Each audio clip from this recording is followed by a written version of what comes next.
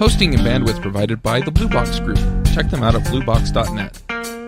You're fantastic at coding, but do you have an action plan to take it to the next level? The upcoming book, Next Level Freelance, will help you optimize your freelance business for happiness. The book is packed with actionable steps to make more money, case studies, tips to find more clients, and exercises for you to establish your desired lifestyle. Extras include 9 interviews with freelancers who make great money while enjoying great work-life balance, videos on strategies to find quality subcontractors, and videos on making more free time by outsourcing your daily tasks. Check it out today, nextlevelfreelance.com. This episode is sponsored by PlanScope. PlanScope is a project management and collaboration app built for freelancers and the way they work with clients. It makes it easy to price out new estimates, and once you're underway, help answer the question, will this get done on time and under budget? I've been using PlanScope to do my estimates and manage my projects, and I really, really like it. It makes it really easy to keep things in order and understand when things will get done. You can go check it out at planscope.io. Hey everybody, and welcome to episode 93 of the Freelancer Show. This week on our panel we have Reuven Lerner. Hello. Jim Gay. Howdy. Eric Davis. Hey. Curtis McHale. G'day. I'm Charles Max Wood from devchat.tv, and this week we're going to be talking about the benefits or pros and I guess the cons of being freelance. So I guess there's a lot to talk about. There's a lot I like about freelancing. What about you guys? Do you get benefits with your job? I pay for them myself. Right, exactly. Is that a con, I guess? Maybe, yeah. Yeah. My employer is very generous with benefits, so. Yeah, my Mine's employer not. just got me a new backpack. That was very expensive. Oh, nice. But the paperwork he puts me through is just killer. Yeah, no kidding, right? Yeah, I guess one of the cons, speaking of benefits, is that some country's president pushed through a bill that changed the way that insurance works, so now I have to go and actually figure out what I want to do with my insurance. Yes. But, yeah. And I have to do it by the 23rd so that I have coverage on the 1st of January. Because knowing my luck, if I don't, something will happen to me on the 1st of January. Yeah, for that, we've got a financial advisor that helps us sort of coordinate how we're spending money and how we're getting benefits and stuff. And I have been blissfully unaware of like any of the changes with the way healthcare is set up in the US. And I'm just kind of waiting for the ball to drop where like I get a call and he says to me, hey, by the way, the plan you have, you can't have anymore. But that hasn't happened. So I honestly have spent zero time thinking about it. And I consider myself very fortunate for that. So I don't know if he's already got something covered for us and we're going to switch, or if what I have is still good or what. But so I can say that that's one of the benefits of having a good financial advisor who takes care of that stuff for me. I know there are probably companies who are out there, I guess maybe not in our like high tech industry. It might not be that big of a deal, but I know some people, companies are dropping their health insurance or just making major changes. So for me, I can say one of the benefits is I'm currently lucky enough to be set up that I don't foresee a change. Yeah, it's kind of a U.S. centric issue, the changes with the healthcare system here in the U.S. But I think in general, the kind of the pro that you pointed out was that you can have as much control or involvement as you want. So you can pay somebody else to deal with it, or you can deal with it yourself. Most of the time, if you're in an employed situation, you just kind of stuck with whatever they have. Yeah, though I guess it's different. So I remember when my wife and I were both employed, we would always balance like, well, should we each get our own plan or should we just go with your plan? So there are some benefits there when, you have a spouse who's employed who also has benefits. But then on the other side, like right now, my wife is not employed aside from the work that she does for our company. So that option is just gone. So it's we have a lot of control, but all the weight is on our shoulders for figuring out the right thing and balancing, the monthly costs versus deductibles and all that kind of stuff. Yep. Yeah, and like I deal with that in Canada as well. While we have free healthcare, anything extended like prescriptions or glasses or some other elective things are not covered, and we have to deal with that as well. And we're looking at that for next year because my wife, we used her benefits until partway through this year, and now she is home with the kid full time and just does a few hours a week for me. Mm-hmm. Yeah, and that's one thing that I think is a pro for me is that I'm home all day with my wife, and kids. Now, I'm usually in my office during the day, but I can go down and be with them. Lunch with the kid, right? Opening the Lego calendar this morning. Hey, Daddy, let's do this. All right.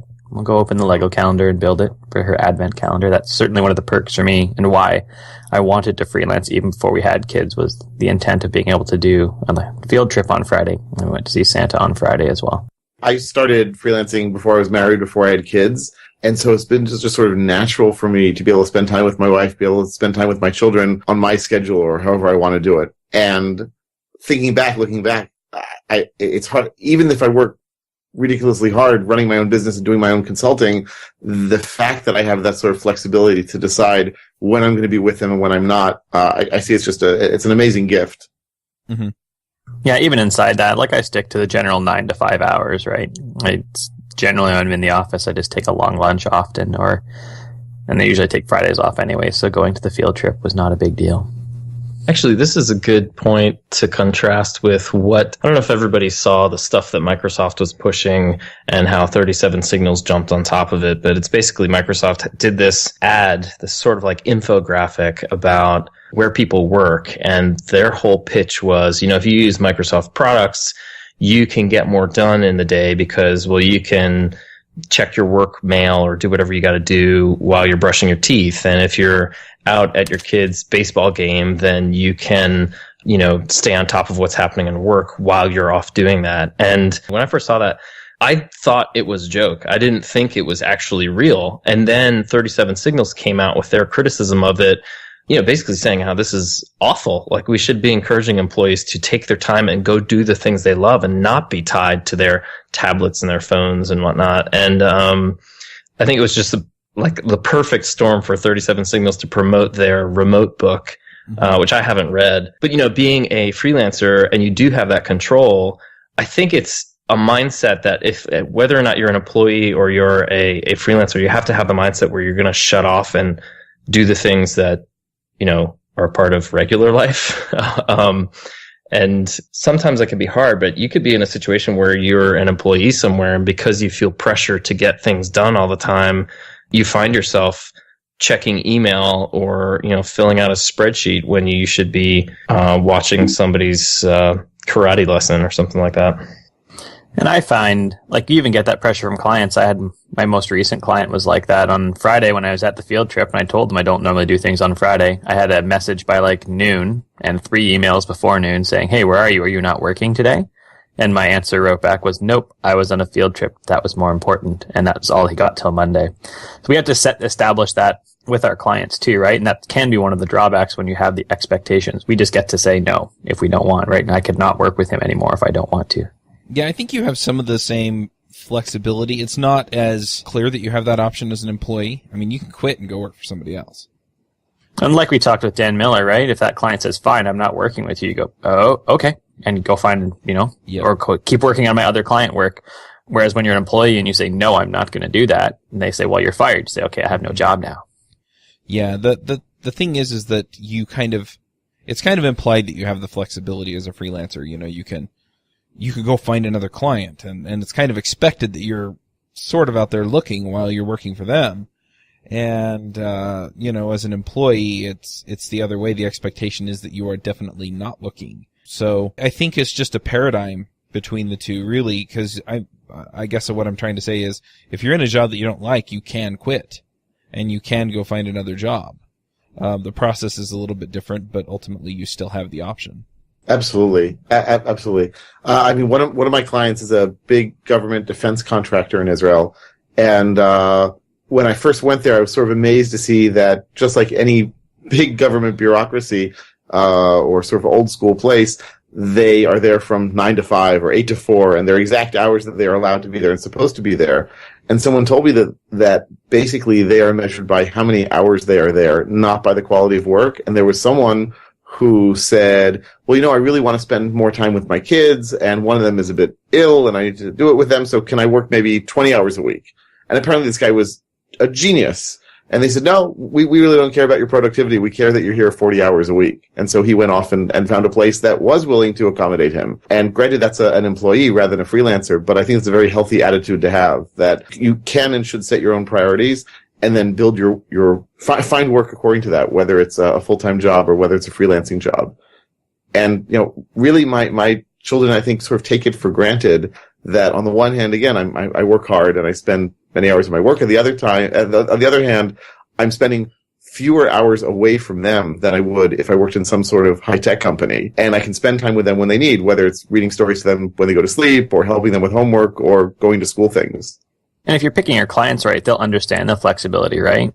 In the middle of the summer, when my wife was first pregnant, we had a number of complications with the pregnancy, and I just was emailing my clients and say, I'm sorry, I made other priorities this week and you weren't it, and here's why. And all of my clients said, that's fine. I expect you to make those priority changes. Whereas again, with the government contractor, they said, forget it, or the government job, right? Right. Absolutely. The flip side, though, is that if all they care about is that you showed up for so many hours, I mean, sometimes you don't feel good. You're not with it. I also know some contractors that just don't do terrific work. And so, I mean, if you go out and you just show up at a lot of these jobs, you can skate by.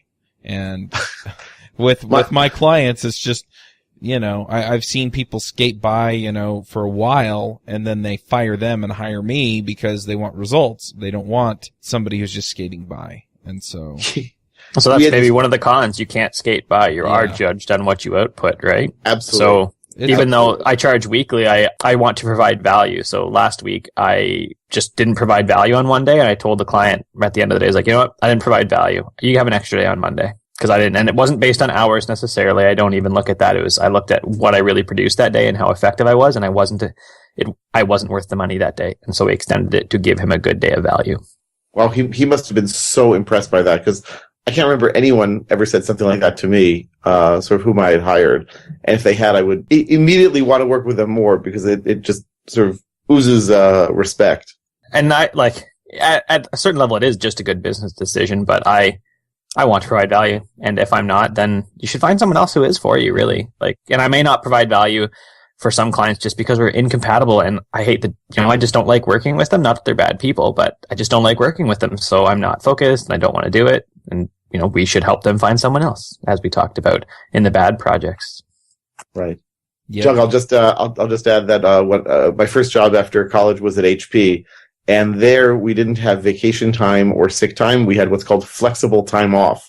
I don't know if they still do this, because this was 20 years ago.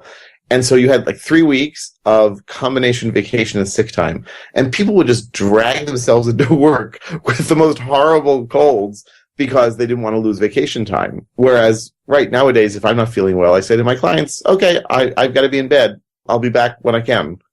And they're always very understanding and respectful of that. So what's flexible time as opposed to sick time and vacation time? Because you had 3 weeks a year, you could take 3 weeks of vacation or be sick for 3 weeks. It was sort of mutually exclusive. So if you were very sick one year, well, we're sorry, but that vacation time is gone. So you just have a pool of time off, and it doesn't matter if you take it for sick or vacation. Yeah, that's right. Versus PTO and all that, where someone has to accrue time, or they'll say they're sick, but they're actually taking a longer vacation. It kind of makes it so it's we don't care. We just know you're not going to be here for X many weeks, if you're sick or not. I think it was Dilbert that said that sick days are just vacation days with sound effects. Nice. Yeah, that's definitely nice. And the same goes for when you're burnt out and things like that. I've done that too, where it's, hey, I just need a day. Sometimes it's, hey, I need a day, and I tell my wife, hey, I need a day, and I just disappear for a day.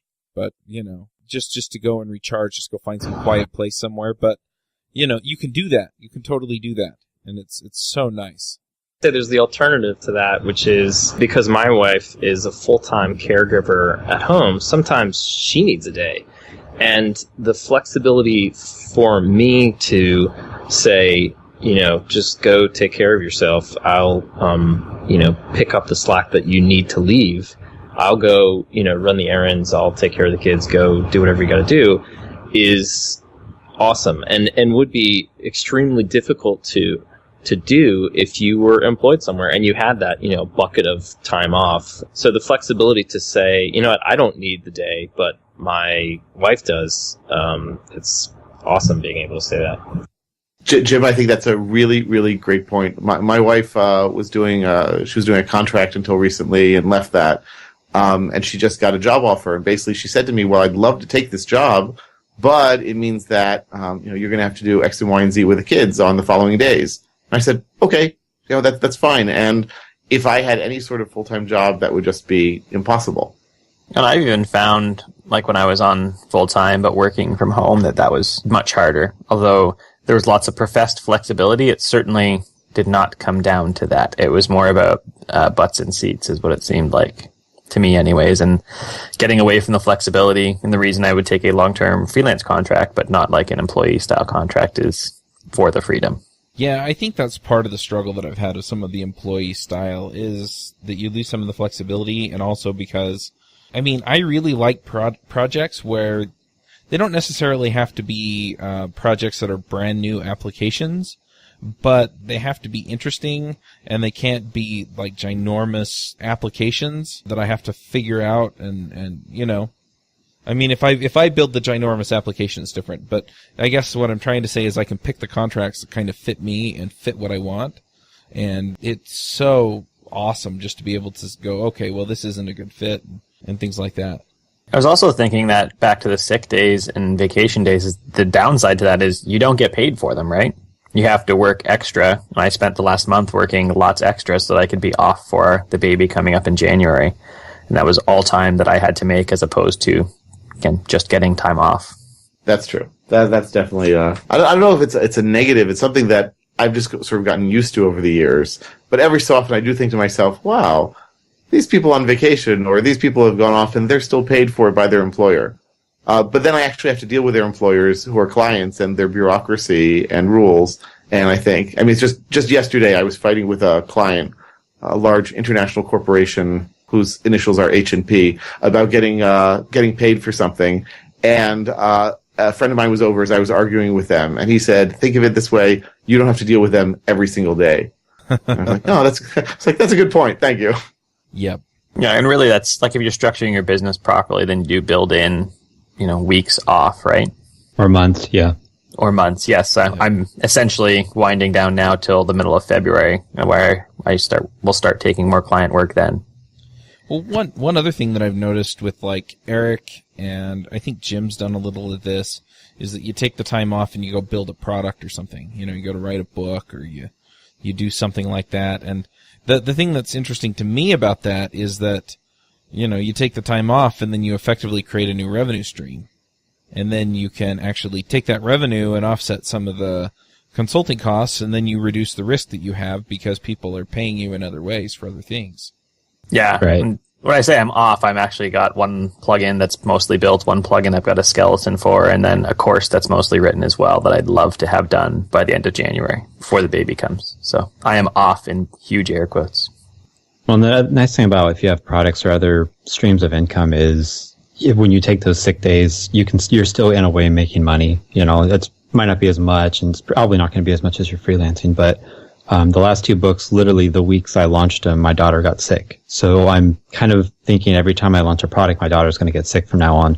But, I was basically watching her full time, kind of on the iPad to check email and that stuff. But I was still, quote, making money because I did all the work, a couple months ahead of time. So it's a nice thing especially if you have a slow time. If you're, right now it's the holidays in the US, so things are slowed down, across the board. So if you took some time to make a product now, that can pay you back, beginning of next year. Yep. One other thing I really like about freelancing is I get to meet a lot of interesting people.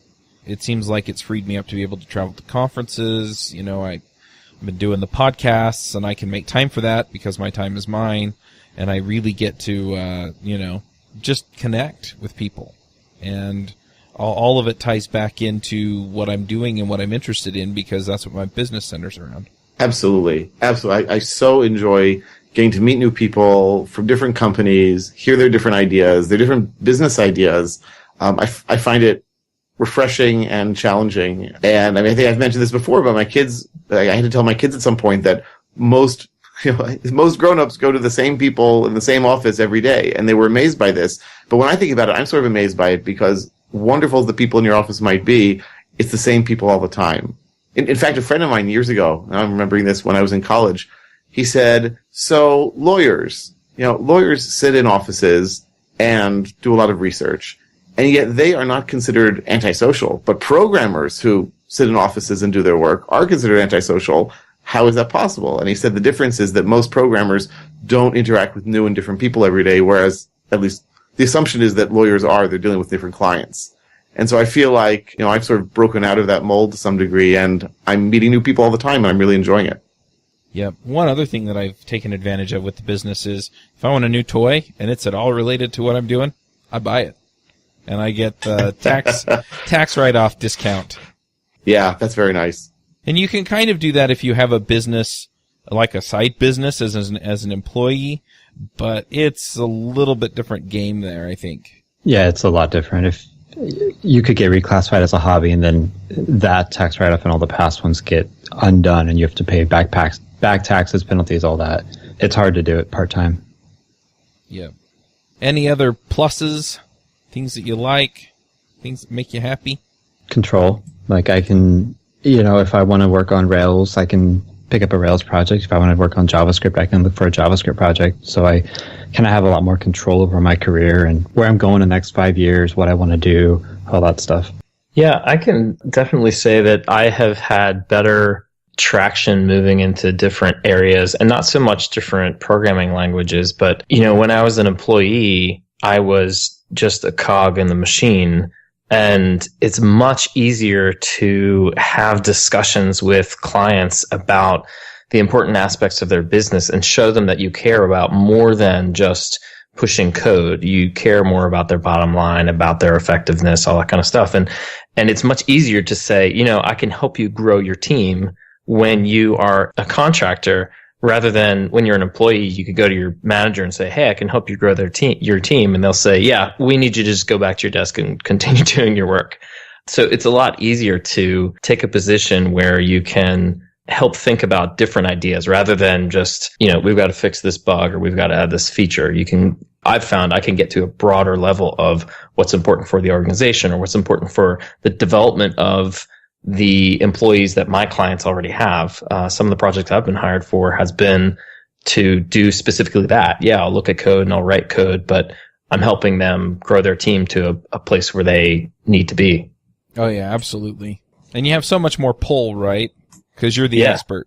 Yeah, exactly. Because they're paying you for your opinion and your advice and thoughts, so that they actually will spend the time to listen to what you have to say and consider it. They might still disagree, but at least, they give you the option. Right. It's also nice that, it's happened to me on several occasions where I've come in and they've asked me my opinion and I say, and one of them will turn to the other and say, well, that's what I said. But of course, I'm laughing because it happens to me all the time. Right. Because as the outside expert, you get additional weight just by nature of being outside the game. And so, they might have been able to reach the same conclusion without you, but, well, you got paid for, as Jim said, voicing your opinion. And I've used that to help out the internal team before. I know there was one I was on and I was asked about the deployment process to the program. And he's like, I've been asking them for this for how long? And I was like, well, how do you want it set up then? And he told me, and I wrote it down and I sent an email and said, hey, why don't we have this? This is dumb. And I could, because they were paying me, they said, oh yeah, we've been thinking about it. I was like, well, we need to do it. That's the next step in the project. Everything's on hold until we get this done. So it's easy to deploy. And he's like, oh, okay. And then I got the email back and I said, hey, let's set this up now. And we had it set up in the next day. And he was like, I've been trying that for months. I have the advantage and I will use it for you to help integrate into the team as well. So I'll say another advantage, is, people expect you to have these opinions based on knowledge. And so they expect you to be constantly educating yourself and improving yourself.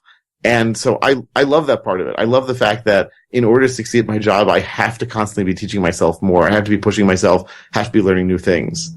And so I happily embrace that and enjoy it. Because I see also in some of these companies, people just don't have the time. They're being asked to do so much that they're not given a chance to really learn the skills that they need. Yeah, and you have to remember to build that in to your schedule, just like vacation time or sick time too, right? Time for training as well. Mm-hmm. Right. Yeah. One other thing that I've really enjoyed about freelancing, with a few exceptions, and even while the longer contracts were going on, is that I tend to be able to move from one project to another. And so I get the different challenges that come with the different projects, which is sort of related to the training aspect, except it's actually, I'm getting paid to to do something interesting. And when the project is no longer interesting, then, I do the best I can for the client, either by helping them find somebody who is, interested in it, or, I'll keep working on it for a while we figure something out. But yeah, I get to move on to something else if I get tired or bored with whatever it is. Now, usually I wind up completing the project before that happens, but I have had one or two where I'm just like, I get a little bit done with it, and so I do the best I can and leave. But I have that option. And a lot of times I have other contracts at the same time. And so by leaving, I'm not like quitting my one source of income. I have the others to fall back on while I figure things out. Right. We've talked about that a little bit in previous episodes also, where having the multiple clients, the multiple income streams means that you're actually in many ways in a stronger position than someone who works for a company. And I like that because, the idea of nowadays, at least, the idea of having one company responsible for my entire paycheck, when even the biggest and most stable of companies have mass layoffs on occasion. So I like the fact that, I don't have to worry about that as much. Yep. One other thing that I think is funny is I tease my wife sometimes about going and getting a job, like me going and getting a job, not her. And she's always like, please don't. And when I first went freelance, I got laid off and I was trying to find a job and I was freelancing. She was terrified and, please find a job. And yeah, now it's, well, what would I do? Because if I have to run errands, then I have to take all the kids everywhere. And if I need this or need that, or I need to disappear for an hour, I can't. And, it makes a big difference for my family too. It's not just perks for me. That's so true. And I'm really wondering if, remote work is going to take off. For years, people have been saying, giving employees more opportunity to work from home, at least on a broad scale. I'm sure there are small companies that allow that kind of stuff to happen. But, if I was an employee somewhere and I worked where I could say, hey, I'm going to be offline because my wife's got to go run an errand, and everyone said, oh, no problem, that would be fantastic. But I'm pretty sure that's rare. And the need that I have a bunch of small kids and they need to go back and forth with school or a doctor or something like that. It would happen pretty often for me that I need to take 45 minutes here or an hour and a half there. And I'm sure a regular old employer would balk at the idea that I would shift my schedule around on a whim like that. So it's a major benefit being able to be at home and do those things. But I don't know. I hope that employees will be able to do that on a broader scale, because I think people will just be happier. I think probably the cost of living won't factor into it as much. Like if you don't have to be in someone's office and you can be far away and still be productive, then all the better. But for now, freelancing really definitely wins out on that side. Yeah, otherwise, I remember trying to squeeze appointments for my teeth or something into lunch, right? And then missing lunch at the same time and basically running all day to get it done. And now I guess I'm taking the morning off to go get my teeth cleaned because I'm just not going to bother rushing around instead. Definitely. Yeah, in fact, I have been working out regularly for the last maybe 4 months or so. Lost weight, put on muscle, I'm much more in shape. And that was always so hard for me. We had young kids and I was, going to client sites and commuting into different places. And that tends to be just the nature of, what have I negotiated? Have I gotten the flexibility to be at home? But I find the times when I'm at home, I'm just so much happier. I'm more productive. But, when I have to sit on a bus or train or something to get somewhere, then my health deteriorates and I'm going to be less effective at doing what I need to do. And maybe I'm not going to be happy because I'll, miss things or I'll rush home to make dinner. It's just so much better. Yeah. The thing is that there's also the flip side to that, right? Where, and this is something for me lately, is I haven't been able to go work out and I haven't been able to go and do a lot of the things that I want to. And it's because I overbooked myself. And, that's pretty easy to do as a freelancer, is kind of get sucked into that working too much trap, or, just working too much, period, and not taking care of the things that really are important. Definitely.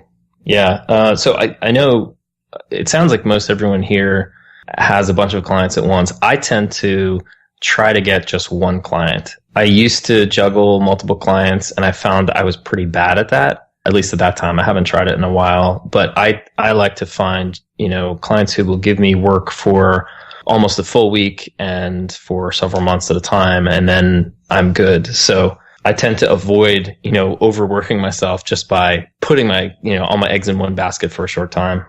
I can see different ways of mitigating that risk, and I could be okay with that.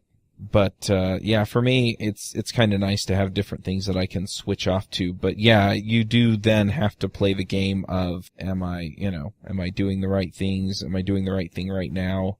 I always found when I juggled multiple larger projects at a time that I ended up in often, and it's probably my own fault, ended up in like whatever client was most annoyed, that's the one I was working on at that exact minute to get them not annoyed. And now that I do weekly and take basically one project at a time, I don't do that. And when I have a client that has a small fix that's just a couple hours, I tell them, I can do it this week and I can usually do one of those a week. So it's a much calmer, saner pace and booking out for 3 and 4 or 5 weeks at a time now on my weekly schedules. Yeah. Yep. We all have the flexibility, though, to work things out the way that works for us. Yeah. And one of the hardest things probably, and we've done a few episodes on this, is learning to say no, though, right? When you don't learn to say no, you get stuck in this. I have way too many things to do. And I've totally been stuck there. I am sure I will be stuck there again because I will think, I can totally do this one little extra thing. And then it'll be months later and I'll be stressed out. Right, but it also means you have the flexibility, if and when you want to try. So I've never really tried the whole weekly thing. And I've increasingly thought to myself, maybe I'll try that at some point. I'll just set up some week and I'll work on a project for someone for a week and I'll see how it is. And if it's great, then terrific, I'll continue. And if not, then it was an experiment. But I have that power to try it out. I'm not forced in any one box. Yep. So what about the cons? We've talked about some of them. Are there things about freelancing that just make you crazy? Clients. Can't live with them, can't shoot them. I was going to say there's actually some, like, having that amount of flexibility, at least for me. Well, I've got 4 kids. My youngest is 1.5 and the oldest is going to be 7 soon.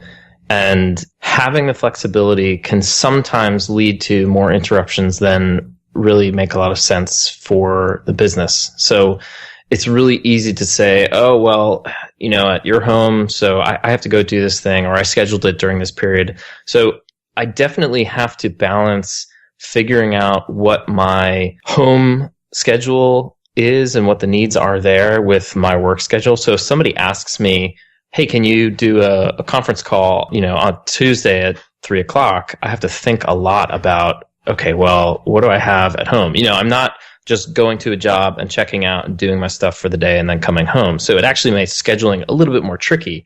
It's great because it's flexible, but I also have to do a lot more thinking about what are the needs of my family and that type of thing. So that's actually sort of a downside. Yeah, and for us, when my wife was pregnant with our first, I remember probably the 3rd day she was off for maternity leave, she came into my office again, and I turned around and handed her $20 to leave. Like, just leave. You cannot come in here every 15 minutes. I have to work still. And she looked at me, oh, okay. And since then, she was just initially home at first, right? And we worked it out over the next couple weeks, how it would work, and with the new baby as well. But like any of the good things that we said, you can take the time. Taking too much time means you don't have any money. So you need to be dedicated and disciplined as well, which can be hard.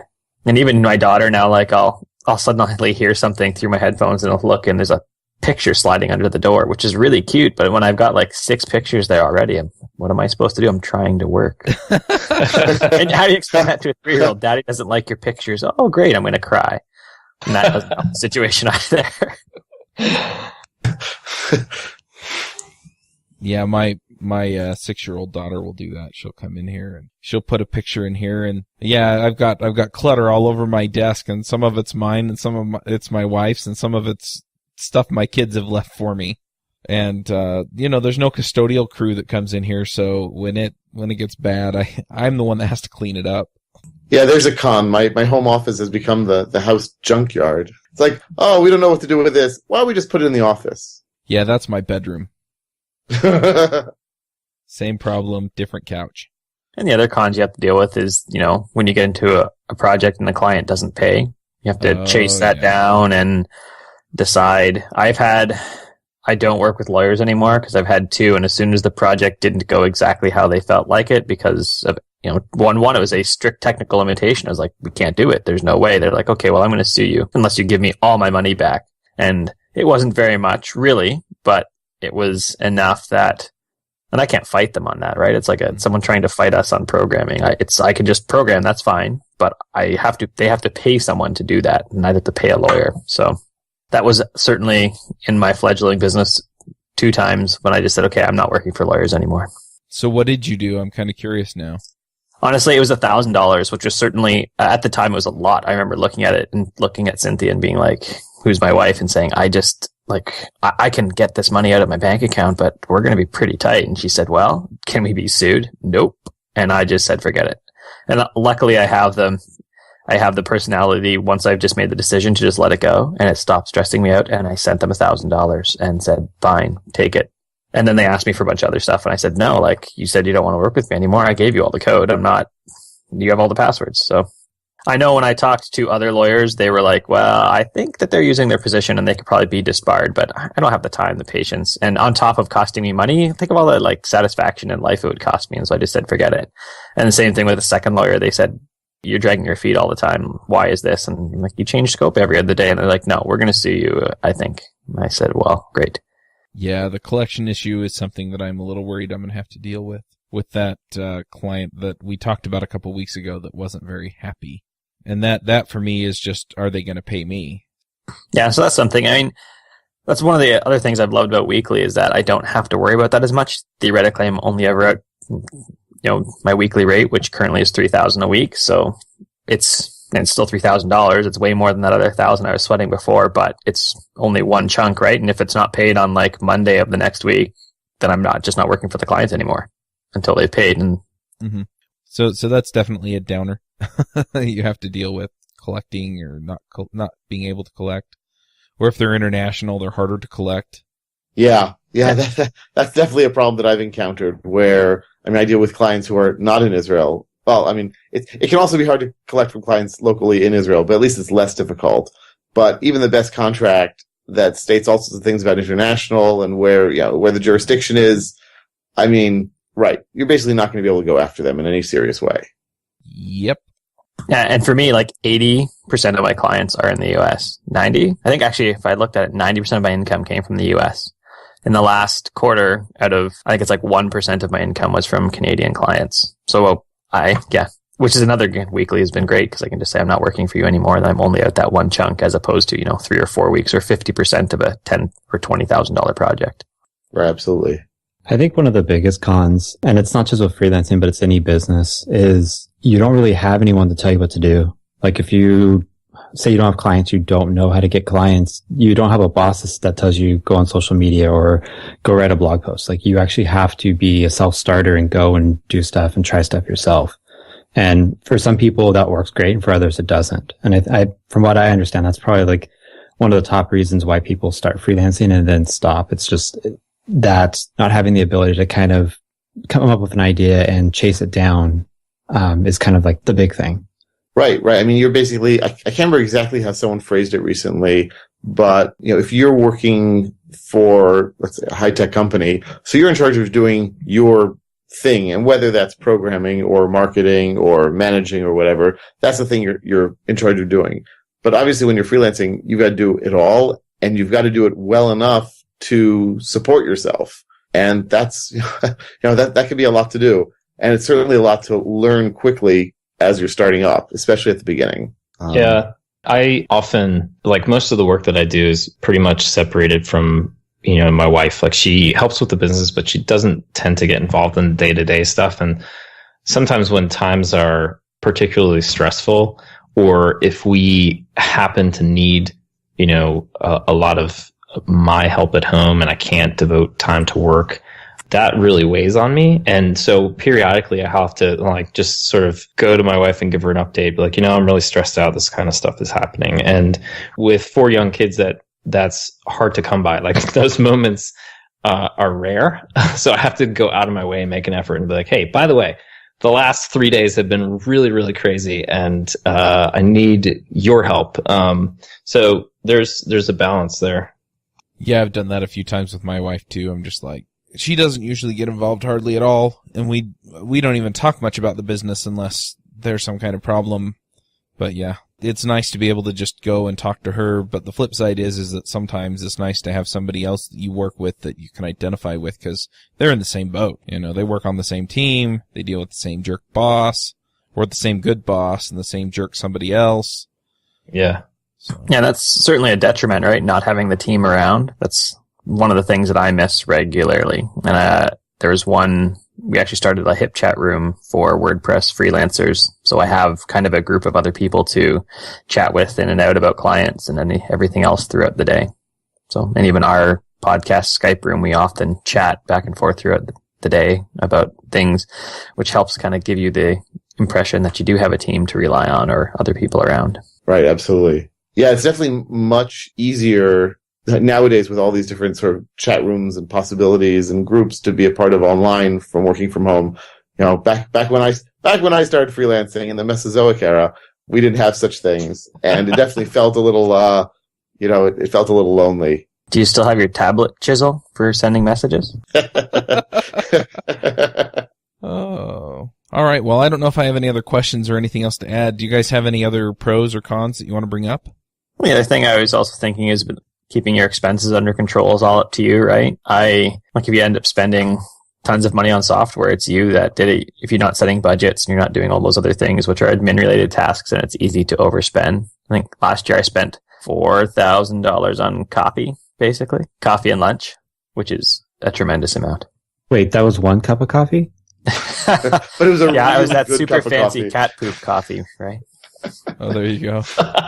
They threw in a free mug. Yeah.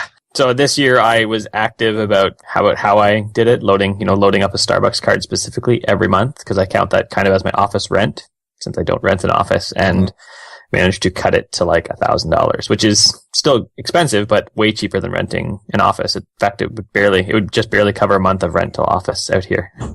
Yeah, I mean, I guess if we're looking for other cons, working from home has many, many positive aspects. And truth be told, as opposed to you guys, I tend to be out of the office a lot, or tend to be out on clients' offices quite a bit. Let's say at least 2 days a week. But there was a year when I did rent an office out of the house, and there was a very nice sense of separation. It was much easier to make that separation between home and work, because when I left that office, then I was much, much, much less in the work sense of things. Whereas now, when I'm at home, anytime could really be work time. It's me setting the boundaries.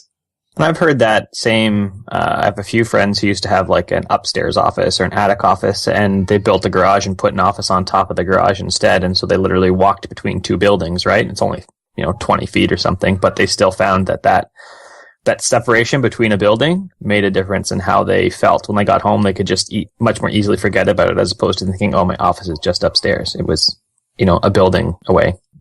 I don't know. I mean, like, I know that there are people who have said that and who have done that. And when I first started freelancing, I made sure to have, and this was when I was single, and I made sure to have a 2-bedroom apartment where one was my bedroom, one was the office, and I could close the door and be done with it at night. But I just don't think I'm disciplined enough. I mean, I think that's what it comes down to, not necessarily having that separation. Because if I had an office that was only a few feet away, even if I had to go to another building, I can easily imagine it would be like my current home office. All right. Well, I'm going to go ahead and head us into the picks. Eric, do you want to start us off? Sure. So I got one today. It's called Button Optimizer. It's basically a little JavaScript application that you can select different colors, button text, icons, all that, and it makes a button. You can either get a CSS button or a PNG button, and it's free, all that. So it's pretty neat, especially if you're, making buttons for your application, or if you're trying to do product stuff and need like a buy button or whatever. Nice. Reuven, what are your picks? So I've got a few picks for today. Nothing too serious. So first of all, I recently got a copy of a new book, Ruby Under a Microscope, and I have just been super, super enjoying it. I managed to skip out of the programming languages class in college, and so I'm really enjoying sort of going through it and learning how Ruby works. It's very detailed, and so I'm sure I'm only absorbing like 20-30% of it, but even that 20 or 30% has been really fascinating.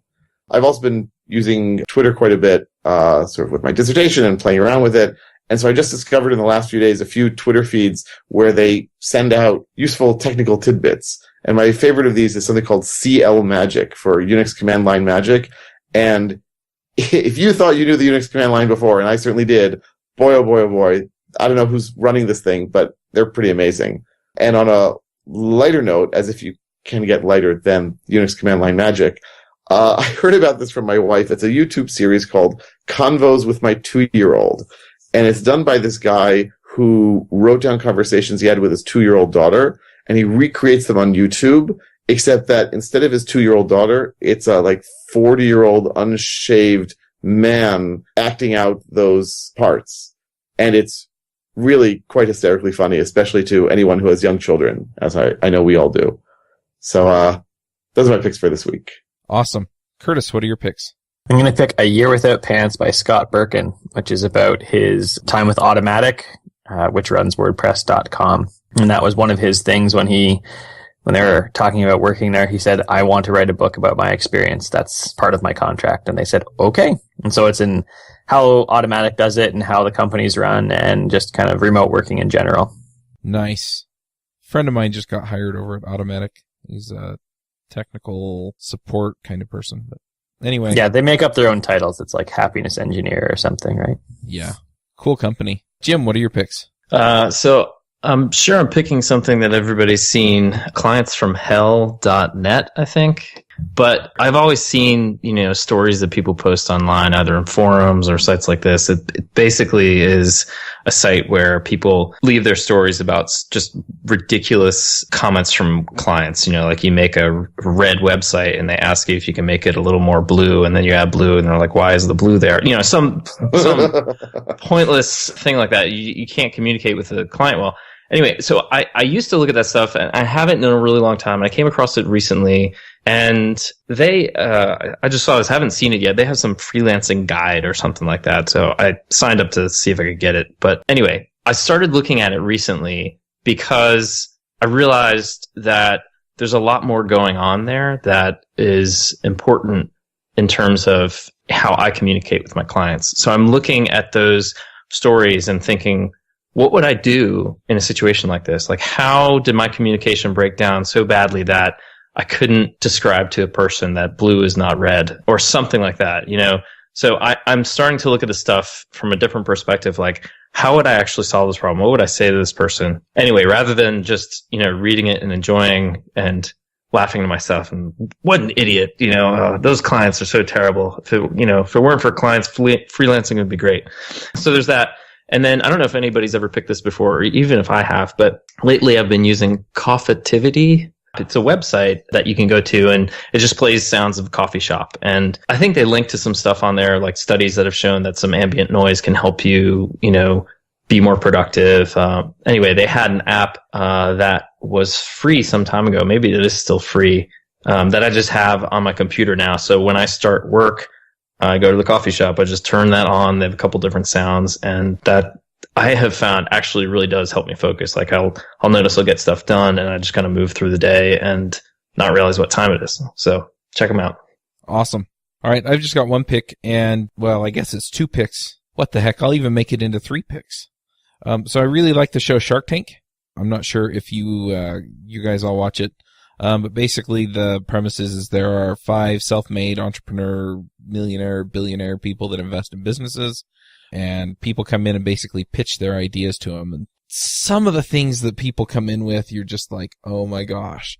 And some of the things they come in with, they're really cool, and then they just don't have a great presentation. And that's kind of fun to watch too. And some of them are just amazing, and they come in and they sell it well and they get a deal. So I really, really enjoy the show. And so I'm going to pick the show. I don't remember if it's on ABC or whatever. But I'll put a link to it in the show notes. There's a podcast that I listen to called the Shark Tank Fan Podcast. Yeah, real creative name. It's done by Pierce Mars and I forget the other guy's name. But they talk about each episode of the show, and they've interviewed several people that come in and have pitched to the sharks. And the sharks are the investors. And so it's been really, really interesting to listen to them talk about some of the stuff. And Pierce is actually a sales coach. So he usually has some interesting insight into what they could have done differently in selling their company. And then the last one is the sharks. They had somebody write a book for them, and it's the Shark Tank Jumpstart Your Business. And I got it for free on Audible. And so I've been listening to that. And most of the stuff, if you've paid any attention to things like Lean Startup or you've been listening to or reading books by people who have started and run successful businesses. Most of the stuff isn't going to be that groundbreaking, but there have been a few things that really have, it's like, oh, I really should do that. And so I've been making a note of it in OmniFocus and trying to get that done. So anyway, I've been enjoying the book. It's nice to have kind of a light overview of a lot of these business concepts. So I'm going to pick that book as well, and I'll put a link to it in Audible and in Amazon so that you can find it. And those are my picks. And I guess that gets us to the place where we are wrap up the show. We made it. Yeah. Ciao. And you all made it with us. That's right. Is there a badge for that? There should be. Darn it. All right, we'll catch y'all next week.